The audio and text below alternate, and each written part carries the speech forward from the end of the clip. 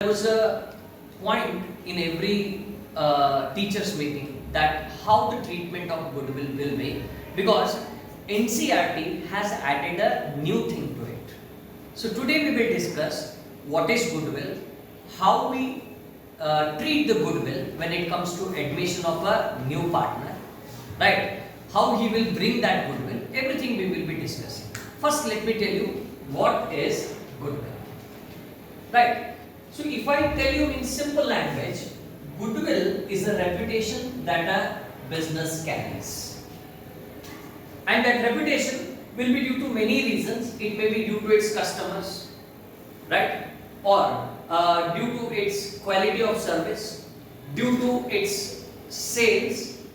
So there are a lot of things which influences this. But what you need to remember is any factor which helps business to earn extra amount of profit, that will be considered as goodwill. This is one definition from profit perspective.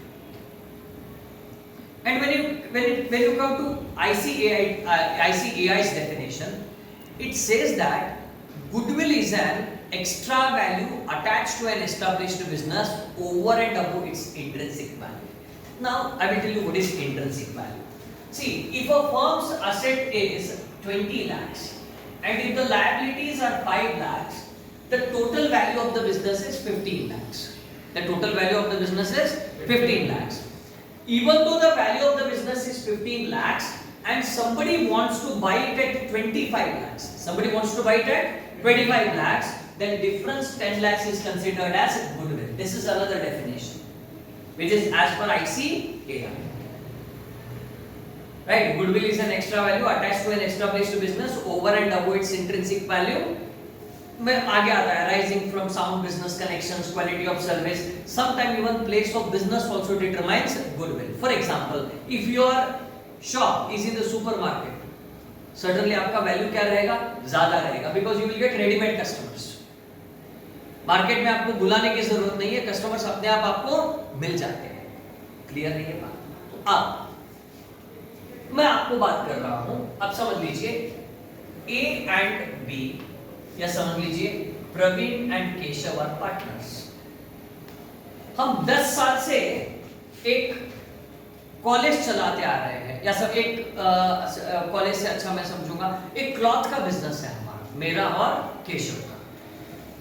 हम 10 साल से business चालू किए, याद रखिए कितना, 10 साल से. आप बताइए क्या 10 साल पहले जब हम चालू किए थे हमारे पास कस्टमर ऐसे ही आए थे?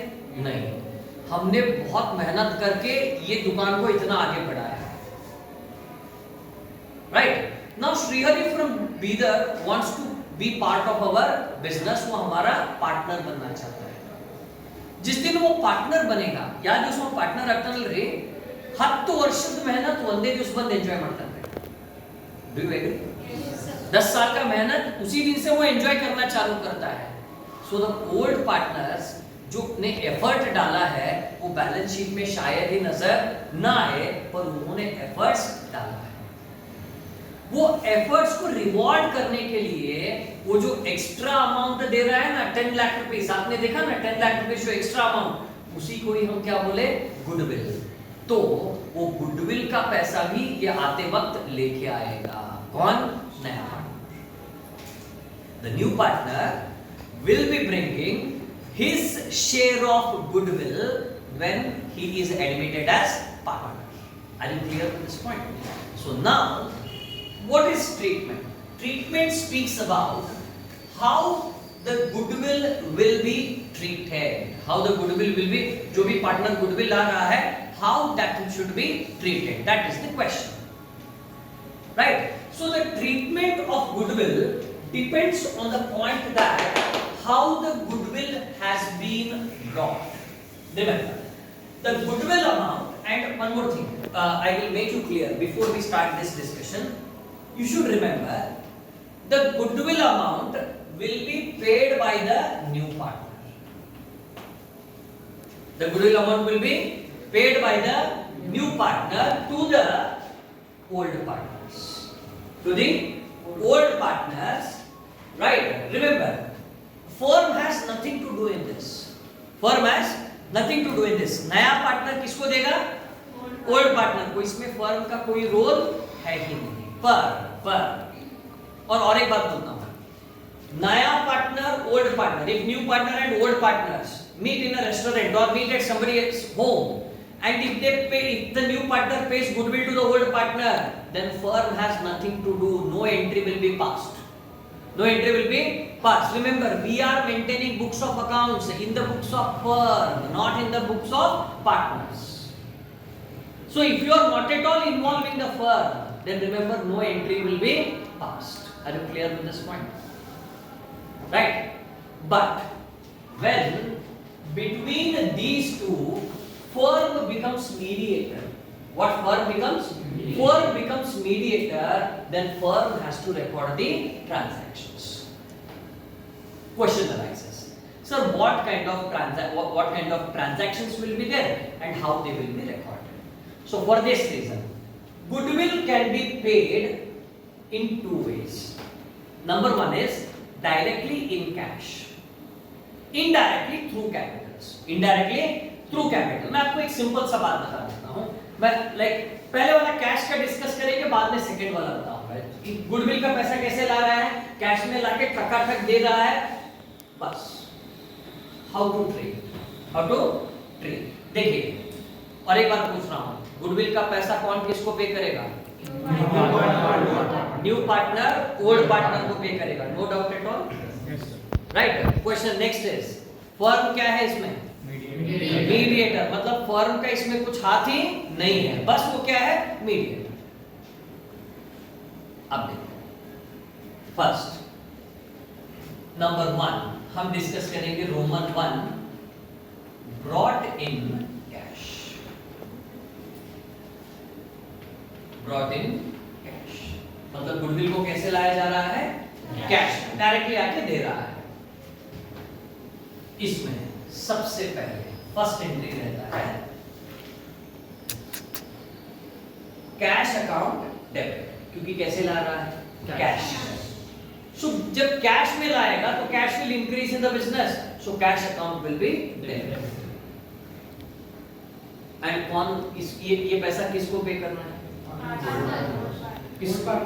हाँ, ओल्ड पार्टनर। तो याद रखिए, the moment Srihari pays money to the firm, firm के दिमाग में क्या आएगा? ये मेरा पैसा नहीं है, किसको देना है? प्रवीण एंड केशव को देना है, right? So then I pass the journal entry, cash account debit to old partners capital, क्योंकि कैश आया और देना है। वेट करो, कुछ भी मत लिखो। कैश आया एंड आया हुआ कैश किसको देना है? Old partner. सो इसको ये हम क्या बोलते हैं? Increase in asset, increase in liability. Do you agree with this? Increase in asset because cash has increased, increase in liability because we need to pay back to the old partner. Clear है ये बात? But board ने यहां एक change किया है। Actually this is the journal entry, even ICAI accepts this. अगर आप सीए फाउंडेशन में जाएंगे तो आपको यही पास करना है, पर बोर्ड ने क्या किया है, इसको एक अल्टरनेटिव वे बताया है। पहले आप क्या करो, जो नया पार्टनर लाता है, you consider it as cash account debit to new partners capital account. जो उसने लाया, you consider it as a capital only, so cash to capital बोल के ट्रांसफर करो, सो किसका पैसा आ जाएगा? न्यू पार्टनर का। एंड बाद में इसको तुम्हें किसको देना है? Old partners. You pass a journal entry, new partners capital account debit to old partners capital.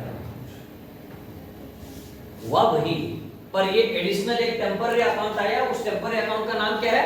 New partners capital account. Have you understood this? Right? अब ये पैसा किसका है? ओल्ड पार्टनर्स का। वो लेके भी जा सकते हैं, they can withdraw it. When they withdraw it, they pass the journal entry, old partners capital, the firm pass the journal entry, old partners capital account debit to cash. Old partners capital account debit to cash account. Did you understand? पक्का? Yes sir. अब थोड़ा देखिए, मैं थोड़ा change कर रहा हूँ, right? या एक इंटरेस्टिंग पॉइंट बताता हूँ। If we speak mathematically, mathematically. The first journal entry is cash account debit to new partners capital account. Do you agree? Then next is new partners capital account debit to old partners capital account. Then old partners capital account debit to cash account. सही बात है. If you check mathematically, this n gets cancelled, o gets cancelled and c gets cancelled. Sir इसमें कुछ बचा ही नहीं ना. अरे बचेगा कैसे, क्योंकि फर्म का कुछ है ही नहीं. मैंने पहले स्टेटमेंट क्लियर कर दिया था, इसमें फर्म का कुछ है ही नहीं. इसीलिए सारे अकाउंट क्लोज हो जाते हैं. क्यों? क्योंकि फर्म के लिए कुछ यहां है ही नहीं. It is just as a medium. आप समझ लीजिए, किसी ने आके आपको कहा कि बाजू वाले घर पे नहीं है, उनको 10,000 रुपए देने थे, आप लेके उनको कल दे दो. क्या उसमें आपका कुछ फायदा होता है? नहीं. आपके हाथ में 10,000 आए, कैश बैलेंस इंक्रीज हुआ, पर कल वो डिक्रीज भी होगा ना. कैसे? इधर हुआ old partners capital account debit to cash. Clear है ये बात? ये पहली बात. जब आप दौलतमंद हो एंड आपके पास कैश है, when you are wealthy and when you have cash, you can bring goodwill in cash. But sometimes a partner may have money to bring capital, but don't have money to introduce goodwill. To introduce goodwill account. At that time, what it does? Try to understand. Now one more thing I forgot to speak. What is the change which has been made by the NCERT in this entries? Wherever you are seeing old partners capital account, they have added a single addition, made a single addition, that is, if it is fixed capital system, there can be current account. There can be current account. You know that जहाँ fixed capital system होता है, all the adjustments किसको किया जाता है? Current account को. So that's why they have added one thing, that is current account. जहाँ capital आता है, except this there is no change at all. Sir, will this affect our problem solving? No, because you don't have any problem on current account. In all your 14 or 15 problems you have, they have assumed that you are adopting fluctuating capital method and not fixed. Clear है ये बात?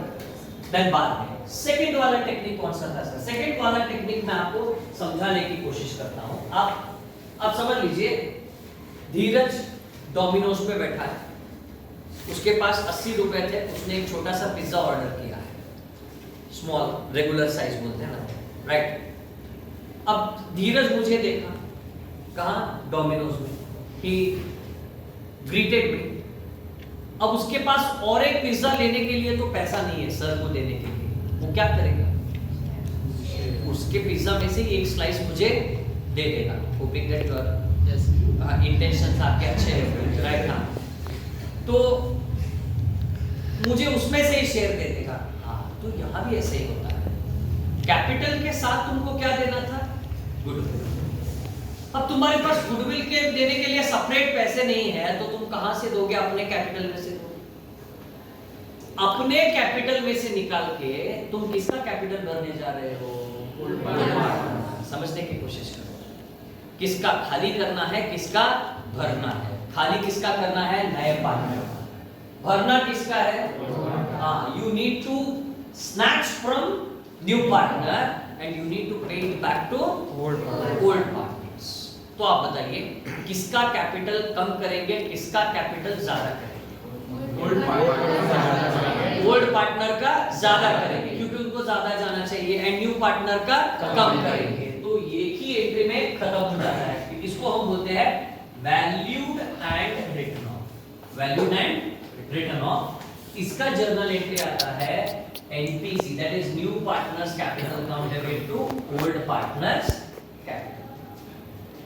And remember, whatever distribution, मतलब ये old partners दो या दो से ज्यादा होते हैं ना, इनको जो शेयर दिया जाता है that will be distributed in sacrifice ratio. याद रखना, कौन से रेशियो में डिस्ट्रीब्यूट करेंगे हम? sacrifice ratio में. Have you understood this? Yes sir. Right. और एक छोटा सा बात बोल के इसको एंड कर देता हूँ. यहाँ भी क्या एक एडिशन होना चाहिए? अगर फिक्स्ड कैपिटल सिस्टम है तो current account. It is not compulsory that every time you take current account, but wherever capital is there, if it is fixed capital method, instead of capital आपको क्या लेना है? Current. Clear? That एक last point which you need to remember, एक है this is brought in cash and ये वाला क्या था? Valued and. Sir what is valued and return off? मैं आपको रिटर्न ऑफ का कॉन्सेप्ट समझाता हूं। रिटर्न ऑफ मतलब उसको कंप्लीटली वाइप करना है, वहां रखना नहीं, राइट? उसको कैसे किया जाता है? राइटिंग ऑफ, एक्चुअली इसका एक जर्नल एंट्री है, थोड़ा डिटेल में जाके बताता हूं because you will be appearing in foundation later. When the goodwill is raised, the actual entry past is goodwill account debit to old partners capital account. बाद में when it is written off, it will be all partners capital account debit to goodwill. ये दोनों को क्या किया जाता है? erase. और इसको old रेशियो में किया जाता है और इसको न्यू रेशियो में। आप बताइए old माइनस न्यू क्या होता है? सैक्रिफाइस। इसीलिए डायरेक्टली इसको कौन से रेशियो में दिया जाता है? Sacrifice ratio. Did you understand? Right. So return of is removing it from the books of accounts and that will be done with the help of this journal. Clear है? So with this we finish and हो गया।